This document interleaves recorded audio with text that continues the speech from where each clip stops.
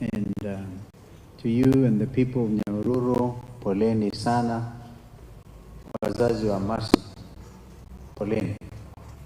Mmezungumziwa mengi sana. But, you know, I was told about Mercy's demise early morning by one of the people at home, and I couldn't believe it. Like Charity was asking, taking time to understand. I thought they were talking about another Mercy. And I'm yet to find out, really, because it was so shocking. I've heard you, James, talk about the basics with a lot of emotion. I'm yet to find out what happened to Mercy. Maybe you'll explain to me. Did Mercy have a condition? What was it? Could it not be helped? Gone too soon? A very vibrant, free soul. I think one of our friends eulogized her in a manner that I don't think anybody else can. With deep emotion, eloquence, somebody who lost a friend. Kwa hivyo, waombolezaji wenzangu wa Kenya, vijana wetu kwa media, because wengi wenu ni kiwango hicho cha Mercy, poleni. Continue to do the best you can for yourself, your country. We live in perilous times. Some of you were taken down by police bullets just the other day. And what can we say? The media were not spared. So your colleague from Media Max in Nakuru got a bullet in her thigh, and you demonstrated. I think Kenyans now know the right to demonstrate, to picket under Article 37 of our Constitution is a basic right and not negotiable. But if people work well, if governments can work well and do justice to their people, then people will not demonstrate. But I hear you, James. I'd like to spend some time with you and to really understand the reason you made such an impassioned plea for basic health care. We still take a lot of people to India. India is what they call a medical tourism destination. There are only 3 PET scans which are able to detect early stages of cancer. One at Kenyatta University Teaching and Referral Hospital, which President Uhuru launched. I was there with him when he did. And the other one is at Aga Khan Hospital. And now I'm told there's a third one at Nairobi West. We need to be able to do the best we can to save young lives. Because you said it clearly, James, that many people although God's timing, we all accept, but it's very painful because some of these things are avoidable, truly avoidable. So I still want to know what happened to Mercy. Strong, vibrant, a celebrity. And thank you, our colleagues, for singing, our the gospel team, and we can understand you. Now, the Court of Appeal, while we are sitting here, has passed a judgment, a ruling, that the Finance Bill 2023 was and is unconstitutional. These young men were shot down because of saying, do away with the housing levy, do away because it's a housing tax. Now we have it.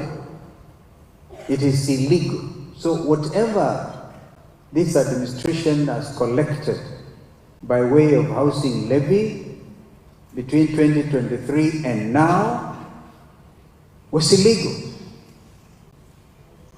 Now that is the country we're living in. Of course, 2024, thanks to the GNC's finance bill, was withdrawn. But even the thing that they're relying on to overtax Kenyans, the 2023 bill, is now unjudged and constitutional. Kenyans, we are in a mess. We are in a mess. And yeah, that's it.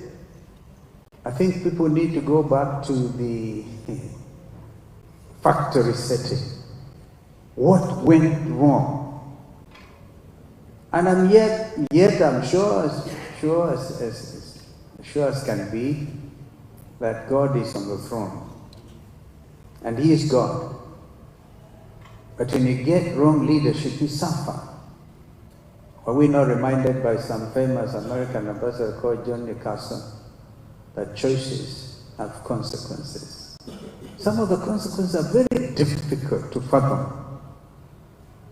But we allow us, AIC, African Inland Church here, when I come to this place, I always remember Mercy Mawia, because I know the efforts he made to make this place what it is today. A true believer of a president that time, we didn't have a lot of those things. We had other difficult things, as Charity Ngilu would say. She was demonstrating those days. But compared to what we have seen, Charity, this is unacceptable. Do we still have a country? Yes, of course. We have our borders defined, a sovereign republic called Kenya. We are all proud citizens, but something is grossly wrong. I've seen some social media, but I hope there are media people here can tell the correct story. Some of us are so clear in our minds that there's nothing called government of national unity. All that Kenya Kwanza did was to poach 4 members, or is it 6 now, from ODM, and taken together ODM members, because this is also very important, a new masses passion for these things, does not amount to government of national unity. So, the Honorable Raila Odinga has been our leader of Azimio la Umoja One Kenya coalition. He sought to come and explain to his colleagues what happened. So that picture you see in the social media is just that, nothing more. And we're able to explain to Raila that we cannot, some of us, cannot imagine joining what they're calling government of national unity, because one, it is not, and secondly, we have purposely chosen to be with the Kenyan people. And our yes is yes, our no is no. We say, as Azimio, we are not boarding, we are not joining. So those guys who joined there have done it on their own, and I think ODM have taken the time to explain. They will have a lot of explaining to do for sure. But the rest of us are very clear that we are not joining that administration. And so I thought I could take this opportunity because it's a matter that is troubling a lot of people. There are some saying, oh, Kalonzo cannot stand without Raila. Please spare us. We have stood before. We've been misunderstood before. We have absolutely no intention of joining William Ruto's government. But we wish them well. Because again, we are commanded unto in Romans that we pray for those in authority, even if they're in authority illegally. Like one time, Dada of Uganda, he was in authority of some kind. But we must collect ourselves and think straight and act straight.